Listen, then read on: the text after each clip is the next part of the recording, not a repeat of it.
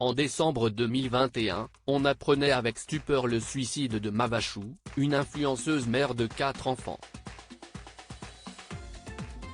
Depuis, son ex-mari Adrien Gzadjkzinski fait face à de nombreuses menaces sur les réseaux sociaux. Son suicide avait ému bien au-delà du monde de YouTube. Le 22 décembre 2021, Mavachou, alias Maeva Frossard, mettait fin à ses jours après plusieurs mois durant lesquels elle subissait du harcèlement sur les réseaux sociaux. Un épisode dramatique, qui avait fait date, et qui avait surtout été largement médiatisé en raison du profil de l'influenceuse, qui était maman de 4 enfants. Son avocat avait d'ailleurs déposé pas moins de 5 plaintes pour harcèlement moral plusieurs mois auparavant, sans que cela ne fasse cesser les actions d'une meute, comme l'a confirmé Jérém Star, qui était l'un de ses amis. Adrien Gzadjkzinski et Maeva Frossard eux aussi victimes de harcèlement en ligne et son ex-mari, Adrien Gzadjkzinski, avait été mis en cause dans ces plaintes, et depuis le suicide de Mavachou, il était pointé du doigt pour n'avoir rien fait pour éviter cela, voire même d'avoir attisé la haine contre son ex-femme alors qu'ils se disputaient la garde des enfants. Un an après les faits, la compagne actuelle d'Adrien était montée au créneau, relatant être victimes eux aussi de harcèlement, nécessitant même de changer d'emploi, et d'avoir dû déposer plus d'une dizaine de plaintes.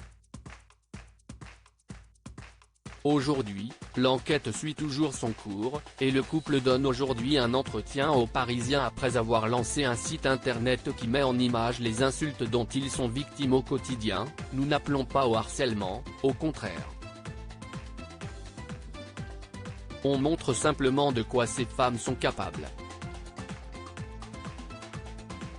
Beaucoup ont supprimé leur compte ces derniers jours. Elles ont certainement peur que leur entourage se rende compte de la personne qu'elles sont.